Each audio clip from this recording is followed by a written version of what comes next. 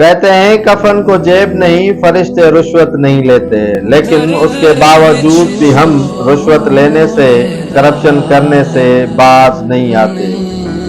یہ government degree girls college Shahnawaz شہر کراچی کی پرنسپل غزالہ ابڑو، جس کے ریٹائرمنٹ میں 3 ماہ رہ گئے ہیں، لیکن موصوفہ اپنے سپرنٹینڈنٹ کے ہمراہ کرپشن کے ریکارڈ ہی توڑ ڈالے ہیں۔ کالج کے سپرنٹینڈنٹ مقصود لاشاری اور پرنسپل غزالہ ابڑو کے خلاف سی ایم انسپیکشن ٹیم کے ہاں کسی اور نے نہیں، لیکچرر کلثوم گھگروں کی جانب سے کرپشن کرنے کے تحریری درخواست دی گئی ہے، جس کے بعد موصوفہ کے خلاف انکوائری شروع کر دی گئی ہے۔